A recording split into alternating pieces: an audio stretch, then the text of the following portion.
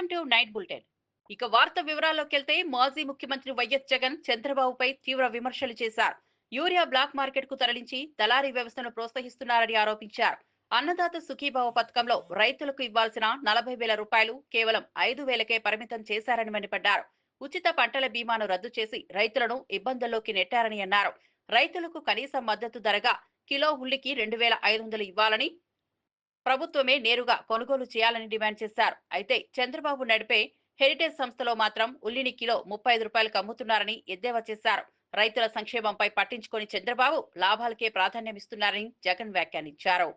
లేకపోతే ఈ మందు తీసుకుంటే యూరియా ఇస్తాం అని చెప్పి ఈ మాదిరిగా రైతులను ఆడుకుంటా ఉన్న పరిస్థితి. అదే వైఎస్ఆర్సీపీ హయాంలో అసలు ఎక్కడా కూడా బ్లాక్ అనేది లేదు.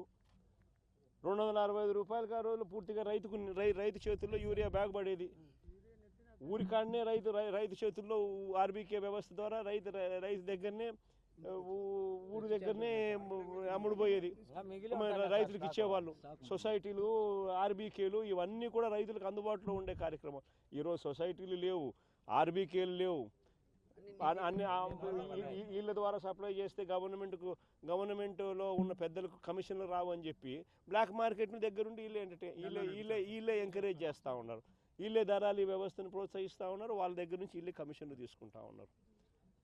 ఉల్లి దగ్గరనైనా అంతే, చీని అయినా అంతే, ఏ పంట అరటైనా అంతే, ఏ పంట మినుములు ఏ పంట వేసుకున్నా కూడా ఇదే పరిస్థితిలోనే రేట్లు లేని పరిస్థితిలోనే రైతు వ్యవసాయం చేస్తూ ఉన్నాడు. రైతుకు పెట్టుబడి సహాయం చూస్తామా అని అంటే ఈయన అన్నదాత సుఖీభావ 20,000 40,000 ఇస్తానని చెప్పినాడు. ఇంతవరకు ఇచ్చింది 5,000. అది మోసమే. రైతులకు ఉచిత పంటల బీమా అని చెప్పినాడు. ఉచిత పంటల బీమా రైతులకు ఇంతకు ముందు ప్రభుత్వంలో వైఎస్ఆర్సీపీ ప్రభుత్వంలో అందుతా ఉన్న ఉచిత పంటల బీమా పూర్తిగా ఎగరగొట్టేసినాడు. లేదు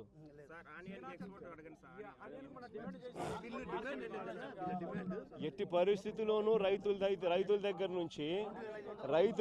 నుంచి కనీసం అంటే రైతులకు 2,500 రూపాయలు కనీసం అంటే ఇచ్చి రైతుల దగ్గర నుంచి కొనుగోలు చేసే కార్యక్రమం జరగాల.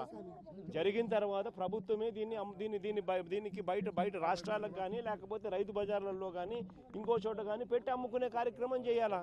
అంతే తప్ప నుంచి అసలు రైతులను గాలికి వదిలేసే కార్యక్రమం చేసేసి పక్కన వీళ్ళు హెరిటేజ్ షాపులో ఎంతకు అమ్ముతున్నారు? ఇదే ఉల్లి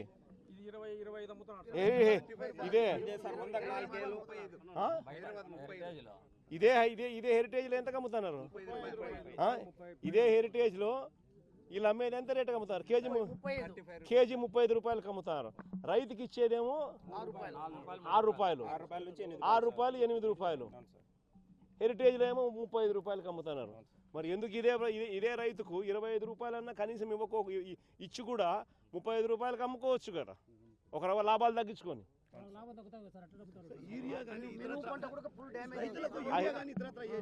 ఆ హెరిటేజ్లో లాభాలు తగ్గకూడదు. చంద్రబాబు నాయుడు వ్యాపారాలు జరగాల.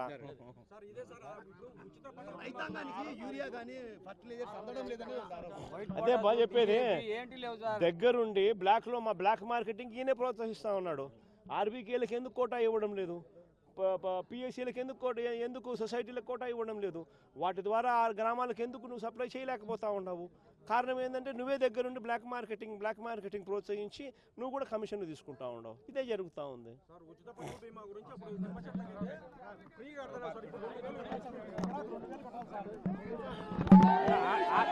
మంత్రి శ్రీధర్ బాబు మాట్లాడుతూ బీఆర్ఎస్ లోనే ఉన్న నాయకులు కాళేశ్వరం అవకతవకలపై బహిరంగంగా మాట్లాడుతున్నారని అన్నారు. ఇంతటి భారీ ప్రాజెక్టులో జరిగిన అవినీతిపై సిబిఐ దర్యాప్తు తప్పనిసరి అని స్పష్టం చేశారు. విచారణపై తమకు సంపూర్ణ నమ్మకం ఉందని, తప్పు చేసిన వారికి ఖచ్చితంగా శిక్ష తప్పదని ధృవీకరించారు. కేసీఆర్, హరీష్ రావుల పాలనలో కాళేశ్వరం ప్రాజెక్టు అడ్డదిడ్డంగా నిధులు ఖర్చు చేసి ప్రజల డబ్బును దోచుకున్నారని మండిపడ్డారు. సాక్ష్యాధారాలు అన్నీ ఉన్నాయని, అవినీతి ఎంతవరకు జరిగిందో విచారణలో బయటపడుతుందని అన్నారు. రైతులకు నీళ్లు అందించాల్సిన ప్రాజెక్టును బంధువులు, కాంట్రాక్టర్ల లాభాల కోసం ఉపయోగించారని విమర్శించారు. ప్రజలకు న్యాయం జరిగేలా కఠిన చర్యలు తీసుకుంటామని మంత్రి స్పష్టం చేశారు. అసెంబ్లీలో అందరు సభ్యులకు అవకాశం ఇచ్చి కాళేశ్వరం ప్రాజెక్టుకు సంబంధించిన అవకతవకల విషయంలో అవకాశం ఇచ్చి ఒక నిర్ణయం తీసుకున్నది. పీసీ ఘోష్ గారి నివేదిక ఉందో మీరందరూ కూడా స్పష్టంగా మీ చేతిలో కూడా ఉంది. ఎవరు దాంట్లో తప్పు చేసిండ్రు, ఏ విధంగా తప్పు చేసిండ్రు, అధికారులు, అనధికారులు, ఆనాడున్న మరి ప్రభుత్వానికి సంబంధించిన పెద్దలు ఏ విధంగా తప్పు చేసిండ్రు, తప్పు కారకులు ఎవరు అని వారు స్పష్టంగా చెప్పడం జరిగింది. ఆనాడు ఇప్పుడు వారు మాట్లాడుతూ ఉన్నారే, ఏ పార్టీలో ఉండే, ఈరోజు ఏ పార్టీలో ఉన్నారు, వారందరికి సంబంధించిన అంశం అది. ఇప్పుడు సిబిఐ ఎంక్వైరీ అయింది కనుక మేము పూర్తి స్థాయిలో నమ్మకం ఉంది, విచారణ పూర్తి స్థాయిలో జరుగుతుందని, ఖచ్చితంగా జరుగుతుందని, తప్పకుండా దోషులు కఠినంగా శిక్షిస్తుందని. కాళేశ్వరం ప్రాజెక్ట్ అవకతవకల కేసులో హైకోర్టు కీలక ఆదేశాలు జారీ చేసింది. జస్టిస్ పిషి ఘోష్ కమిషన్ నివేదిక ఆధారంగా సిబిఐ దర్యాప్తు చేపట్టరాదని స్పష్టం చేసింది. కేసీఆర్, హరీష్ రావు దాఖలు చేసిన పిటిషన్లపై విచారణ జరిపిన హైకోర్టు ఈ ఉత్తర్వులు జారీ చేసింది. నివేదికపై మాత్రమే ఆధారపడి విచారణ కొనసాగిస్తే న్యాయం దూరం అవుతుందని వ్యాఖ్యానించింది. ఈ ఆదేశాలతో కాళేశ్వరం కేసులో కొత్త మలుపు తిరిగింది. ప్రభుత్వం సిబిఐకి కేసు అప్పగించినప్పటికీ హైకోర్టు ఆంక్షలతో విచారణ దిశపై అనుమానాలు వ్యక్తమవుతున్నాయి. ఇప్పటికే రాజకీయ స్థాయిలో ఆరోపణలు, ప్రత్యుత్తరాలు జరుగుతుండగా ఇప్పుడు హైకోర్టు తీర్పుతో మరింత చర్చనీయాంశంగా మారింది. That no further action on the findings of the report. CBI inquiry has not yet started. CBI inquiry on what basis has not yet been decided. Right now it is only a case of the Government of Telangana requesting CBI to inquire. That is all it is. It has not gone further. But it has been made clear by the order of court that the government is directed not to take any further action on the Commission of Inquiry report. Government, if there is a case for CBI which involves CBI involvement, if there is any case, they can always go.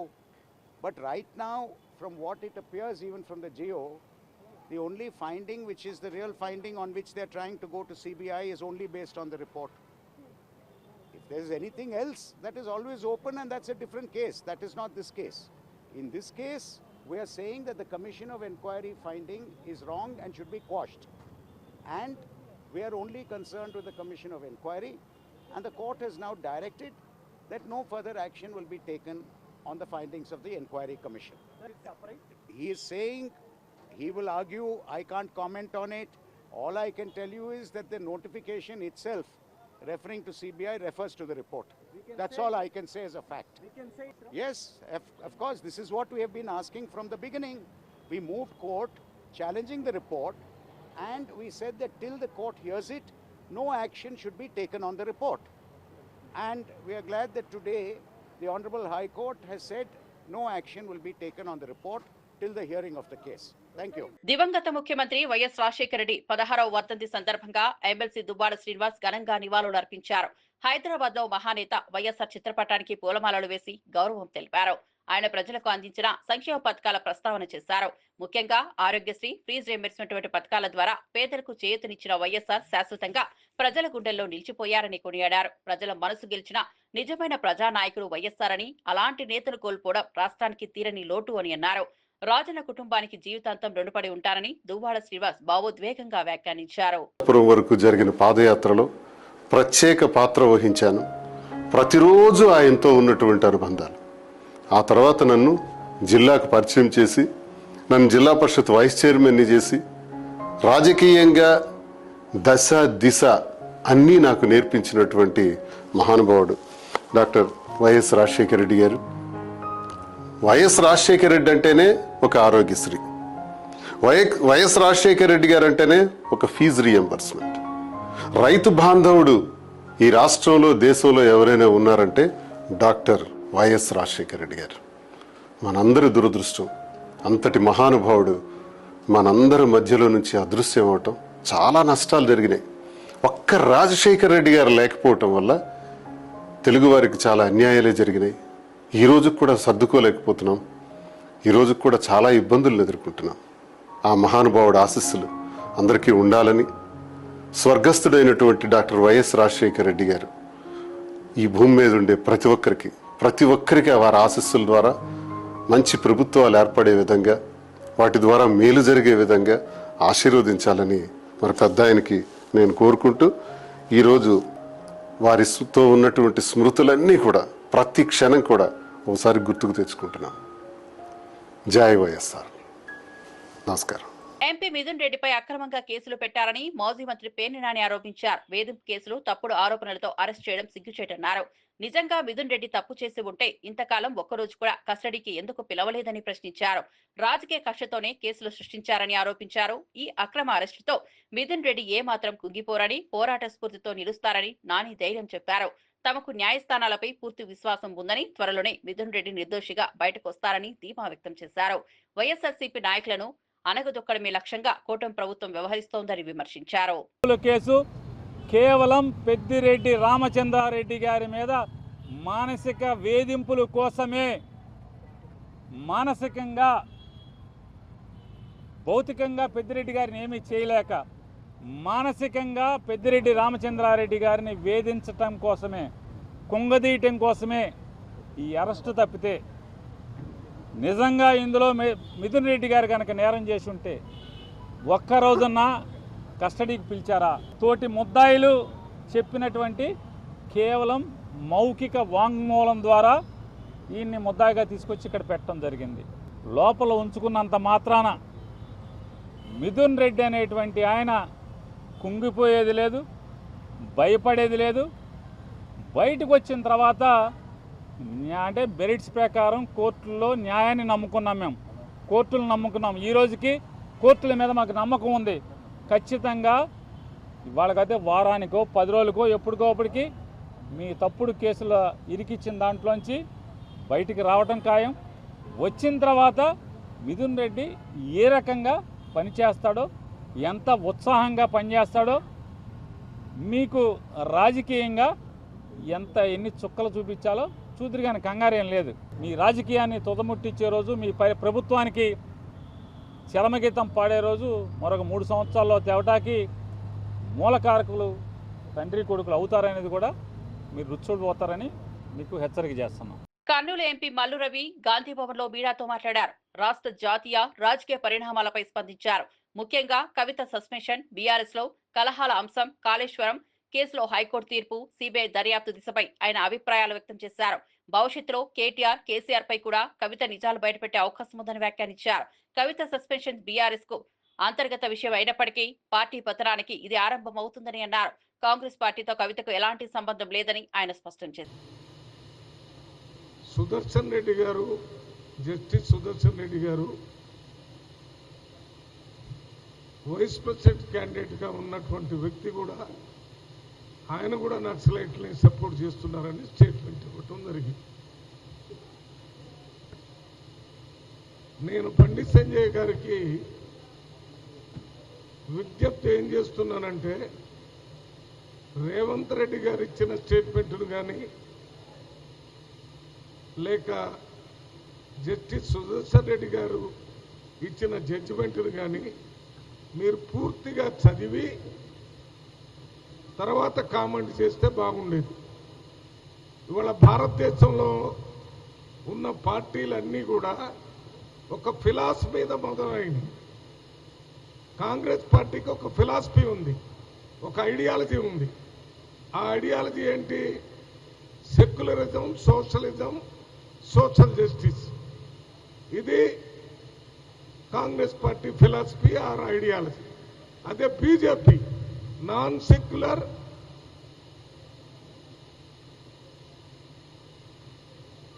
Capitalistic,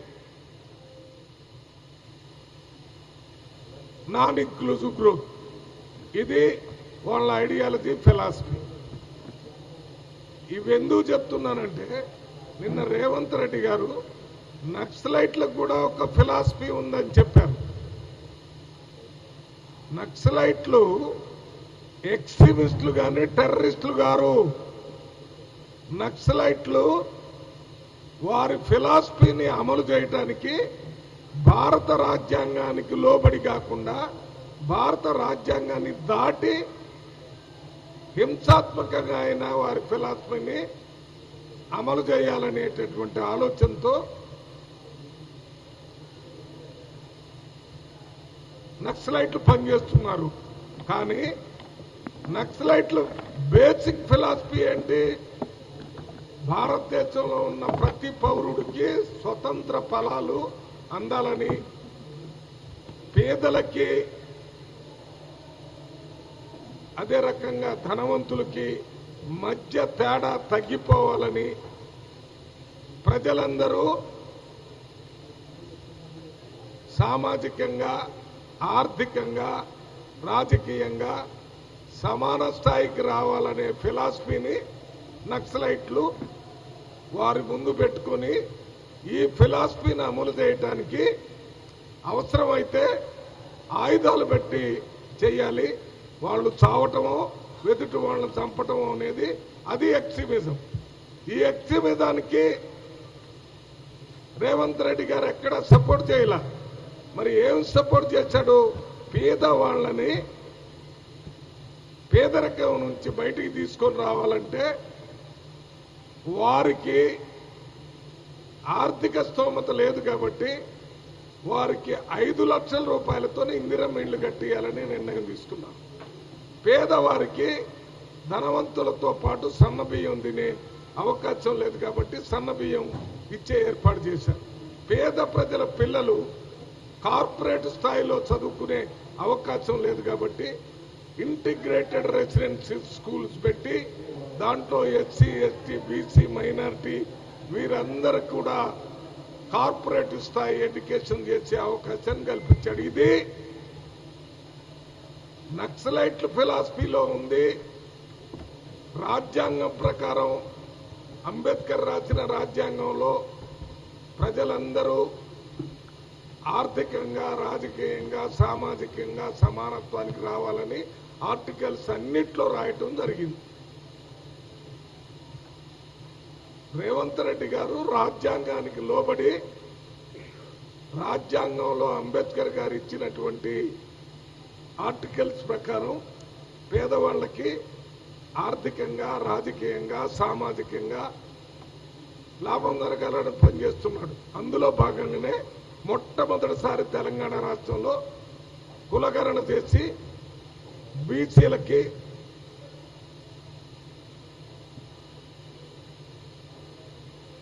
కులగణన చేసి బీసీలకి 42% ఇవ్వాలని చెప్పినటువంటి నాయకుడు రేవంత్ రెడ్డి గారు. ఇది నక్సలైట్లు చెప్పారు కాబట్టి మేము చేయకూడదు, నక్సలైట్లు ఇండ్లు ఇవ్వాలి పేదవాళ్ళ కంటే మేము చేయకూడదు, నక్సలైట్కి చదువుకునే కార్పొరేట్ వ్యవస్థ ఇవ్వమన్నారు మనం చేయకూడదని కాకుండా వారికి అందరికీ చేస్తున్నాడు. ఆయన చెప్పింది ఫిలాసఫీ.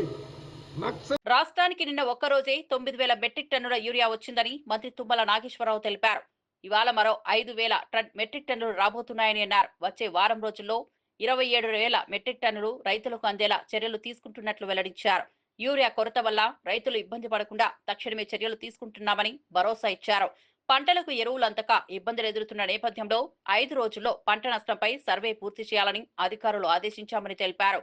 రైతుల పక్షాన ప్రభుత్వం అండగా ఉంటుందని తుమ్మల స్పష్టం చేశారు.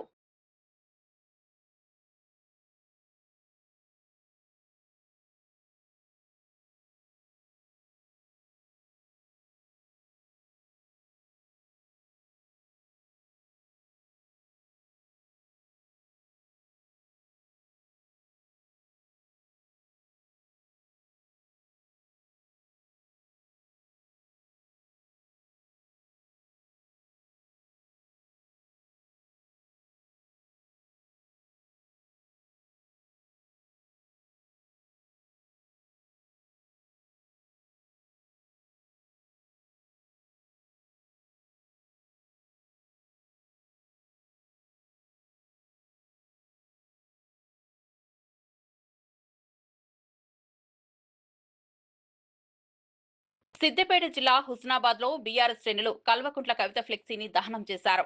మాజీ మంత్రి హరీష్ రావుపై కవిత చేసిన వ్యాఖ్యలను ఖండిస్తూ ఈ చర్య చేపట్టారు. కవిత వ్యాఖ్యలు పార్టీ సీనియర్ నేతలను అవమానించడమేనని ఆరోపించారు. బీజేపీ నాయకులకు కవిత అమ్ముడుపోయారని విమర్శించారు. తమ పార్టీ నేతలను కించపరిచే వ్యాఖ్యలను ఎట్టి పరిస్థితుల్లోనూ సహించబోమని హెచ్చరించారు. బీఆర్ఎస్ పార్టీ ప్రతిష్టను కాపాడేందుకే ఈ నిర్ణయం తీసుకున్నామని కార్యకర్తలు చెప్పారు.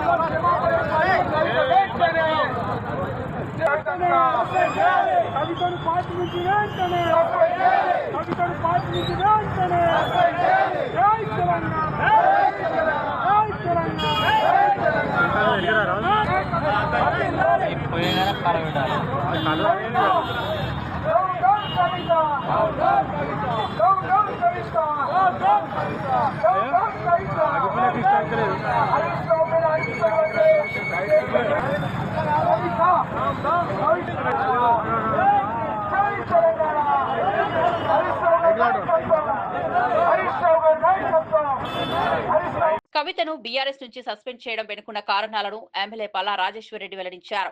కాంగ్రెస్ ట్రాప్ లో పడి ఆమె పార్టీ సీనియర్ నేతలపై ఇష్టం వచ్చినట్లు మాట్లాడుతున్నారని అన్నారు. పార్టీ వ్యతిరేక కార్యకలాపాలు చేస్తే కన్న కూతురైనా దగ్గర బంధువైనా సమానమేనని కేసీఆర్ సందేశం ఇచ్చారని వివరించారు. కాంగ్రెస్ పార్టీ కల్వకుంట్ల కుటుంబంలో చిచ్చు పెట్టిందని, చాలా బాధతోనే కేసీఆర్ ఈ నిర్ణయం తీసుకున్నారని తెలిపారు. చంద్రశేఖరరావు గారి ఆదేశం మేరకు పార్టీ ఎమ్మెల్సీగా ఉన్న కవిత గారు గత కొన్ని రోజులుగా పార్టీ వ్యతిరేకంగా మాట్లాడుతున్న కాంగ్రెస్ పార్టీ ఉచ్చులో పడడం, కాంగ్రెస్ పార్టీ చెప్పినట్లే నడుచుకోవడం, పార్టీ సీనియర్ నాయకుల మీద అనవసరమైన బాధ్యతారహితమైన ప్రకటనలు చేయడం, పార్టీ యావత్తు నాయకులు కార్యకర్తలు ఆందోళనకు గురి కావడం, 60 లక్షల మంది సభ్యులు కలిగి ఉన్న భారత రాష్ట్ర సమితిలో ప్రతి ఒక్కరికి కూడా వారికి ఎంత హక్కు ఉన్నదో అంతే హక్కు ఉంటుంది. కాబట్టి ఇలా భారత రాష్ట్ర సమితి కార్యకర్తల యొక్క మనోభావాలు దెబ్బతినకుండా ఉండాలని వారి ఆందోళన గమనించి ఇలా యావత్తు పార్టీ ర్యాంక్ అండ్ ఫైల్ కోరుకునే విధంగా ఇవాళ భారత రాష్ట్ర సమితి నుండి కల్వకుంట్ల కవిత గారిని సస్పెన్షన్ చేస్తూ ఆర్డర్స్ ఇవ్వడం జరిగింది. ఇది యావత్తు రాష్ట్ర పార్టీ యంత్రాంగం బాధతో తీసుకున్న నిర్ణయమైన పార్టీకి ఆందోళన కలిగించే విధంగా, పార్టీని కించపరిచే విధంగా తీసుకున్న నిర్ణయాన్ని మొత్తం నాయకులు కార్యకర్తలు చెప్పిన దాన్ని కేసీఆర్ గారు విన్న తర్వాత కేసీఆర్ గారు సస్పెండ్ చేస్తూ నిర్ణయం తీసుకోవడం జరిగింది. ఈ నిర్ణయంతో పార్టీ అనేదే ముఖ్యం. పార్టీ ముందు తన కూతురైనా దగ్గర బంధువులైనా ఎవరైనా కూడా సమానమే అని చెప్పేసి ఈరోజు చెప్పడం జరిగింది. కాంగ్రెస్ పార్టీకి అలవాటు భారతదేశంలో ఇప్పటి వరకు అనేక ప్రాంతీయ పార్టీలలో కుటుంబాలలో చిచ్చు పెట్టింది కాంగ్రెస్ పార్టీ. అది తమిళనాడు ఉదాహరణ తీసుకున్నా, కర్ణాటకలో జేడీఎస్ ఉదాహరణ తీసుకున్నా, లేక ఇతర పార్టీలలో ఎక్కడ తీసుకున్నా కూడా ప్రాంతీయ పార్టీల్లో కుటుంబాలు ఉన్నప్పుడు ఆ కుటుంబాల్లో చిచ్చు పెట్టడం అనేది కాంగ్రెస్ పార్టీకి వెన్నతో పెట్టిన విద్య. ఇవాళ ఇక్కడున్న కాంగ్రెస్ పార్టీ కూడా దురదృష్టవశాత్తు వారి యొక్క దుశ్చర్యలకు కవిత లోను కావడం, మా పార్టీని బలహీనపరిచే విధంగా చూడడం, దానిని యావత్తు నాయకులు కార్యకర్తలు కూడా కేసీఆర్ గారికి పార్టీ నాయకత్వానికి చెప్పినప్పుడు తప్పనిసరి పరిస్థితుల్లో బాధాకరంగానే ఈ నిర్ణయం తీసుకున్నారు. ఇక్కడ ఇలా ఈ జనగామ నియోజకవర్గంలో జరుగుతున్న యావత్తు నాయకులు కార్యకర్తలు కూడా మీరు చూసిండ్రు, ఇదే అభిప్రాయం వ్యక్తం చేసిండ్రు. వాటి పార్టీ శ్రేయస్సు దృష్ట్యా, తెలంగాణ శ్రేయస్సు దృష్ట్యా వారు తీసుకున్న నిర్ణయాన్ని మేము ఆహ్వానిస్తున్నాం. దీన్ని ఈ చర్యతో ఇంకెవరన్నా కూడా పార్టీ వ్యతిరేకంగా మాట్లాడినట్లయితే వారు కూడా ఆలోచించుకోవాల్సిందిగా కోరుతున్నాం. ఎమ్మెల్యే పాల్వాయి హరీష్ కల్వకుంట్ల కుటుంబంపై తీవ్ర వ్యాఖ్యలు చేశారు. అవినీతి సొమ్మును అడ్డగోలుగా సంపాదించి ఎక్కడ పెట్టాలో తెలియక కుటుంబంలో లుకులుకులు మొదలయ్యాయని అన్నారు. పంపకాల్లో తేడా వల్లే కుటుంబంలో గొడవలు చెలరేగాయని ఆరోపించారు. హరీష్ రావు, సంతోష్ రావు కేసీఆర్ ను నిండా ముంచారని అన్నారు. సిబిఐ ముందు అన్ని విషయాలు బయటపెడితే వాస్తవంగా ఖచ్చితంగా వెలుగులోకి వస్తాయని అన్నారు. మరియు హరీష్ రావు గారు కేసీఆర్ను నిండా ముంచారు. ఈ విషయంలో వీళ్ళిద్దరు చేయబట్టే కేసీఆర్కు ఈ దుస్థితి పట్టింది అని కవిత గారు చెప్పారు. కాబట్టి నేనేమనుకుంటున్నా అంటే మా నాయకులు కూడా ఒక రెండు చోట్ల చెప్పాను, మీకున్న సమాచారాన్ని సిబిఐతో షేర్ చేసుకోండి, తప్పకుండా వాస్తవాలు బయటకు వస్తాయి. అట్లీస్ట్ ప్రజాక్షేత్రంలో పార్టీ బీఆర్ఎస్ పార్టీ శిక్షింపబడినా దానికి కారణం ఎవరు అనేది ఓవర్ పీరియడ్ ఆఫ్ టైం తెలుస్తుంది. అవినీతికి పాల్పడిన వాళ్ళే ఎంతటి వారైనా వారిని ఉపేక్షించవద్దని సిబిఐని కోరుతున్నా. ఇవాళ ఐ థింక్ కన్సెంట్ కూడా ఇచ్చినట్టుంది రాష్ట్ర ప్రభుత్వం. కాబట్టి పూర్తి స్థాయిలో సిబిఐ ఎంక్వైరీ జరిగితే వాస్తవాలు బయటకు వస్తాయని నేను ఆశిస్తున్నాను. చంద్రబాబు చేయనివి చేసినట్లు ఎల్లో మీడియాలో ప్రచారం చేసుకుంటున్నాయని వైఎస్ఆర్సీపీ స్టేట్ కోఆర్డినేటర్ సజ్జల రామకృష్ణారెడ్డి అన్నారు. అసెంబ్లీలో మందబలం ఉపయోగించి తమ పార్టీ నేతలను మాట్లాడనీయకుండా చేసి తర్వాత సవాళ్లు విసరడం దారుణమని మండిపడ్డారు. నిజంగా ధైర్యం ఉంటే వైఎస్ఆర్ కాంగ్రెస్ పార్టీకి ప్రతిపక్ష హోదా ఇవ్వాలని డిమాండ్ చేశారు. తమ 11 మంది ఎమ్మెల్యేలు కూటమికి దీటుగా నిలబడతారని తెలిపారు. ప్రజలతోనే తాము ఉన్నామని, చంద్రబాబు సూపర్ 6 వైఫల్యాలను బహిర్గతం చేస్తామని సజ్జల స్పష్టం చేశారు. ఇప్పుడు ఎల్లో మీడియాను ఎట్లయితే పెట్టుకొని ఒక కోటలాగా రోజు దాంట్లో నువ్వు చెయ్యనివి చేసినట్టు, లేదా నువ్వు బ్రహ్మాండమైన విజనరీ అయినట్టు, భూతల స్వర్గం ఏపీ చేసినట్టు రాయించుకుంటున్నావు కదా అబద్ధాలు. ఆ ప్రచారంలాగే అసెంబ్లీలో కూడా నీ మందబలం ఉపయోగించి చూడు నన్ను క్వశ్చనే చేయలేకపోయారు, అందువల్ల నేను బ్రహ్మాండంగా ఉన్నట్టు లెక్క అని చెప్పి నీ అంతటి నువ్వు సూత్రీకరణ చేద్దామని నువ్వు అనుకుంటాను. అందుకోసం పొద్దుపోయిన సవాలు వేసినావు. సో నీకు తమ్ముడు ధైర్యం ఉంటే అక్కడన్నా ఇవ్వు, ప్రతిపక్ష హోదా ఇచ్చివు, జగన్మోహన్ రెడ్డి గారు వస్తారు, బ్రహ్మాండంగా నేను నిలదీస్తారు, మా 11 మంది మీ 160 మందికి దీటుగా కూడా నిలబడతారు. లేదా నువ్వు సుపరిపాలనకు సంవత్సరం అని ప్రకటించి ఇంటింటికి వస్తారని 10 ఇళ్ళు కూడా తిరగలేకపోయినారు చూడు మీ నాయకులు ఎమ్మెల్యేలు. ఇప్పుడు అదే పని ఇంటింటి దగ్గరికి పోండి, అక్కడ మిమ్మల్ని ఒకరో ఉండి జనమే ఎట్లా వెంటబడి కొడతారో తెలుస్తుంది, అక్కడైనా తెలుస్తుంది. అసెంబ్లీనా ప్రజాక్షేత్రమా?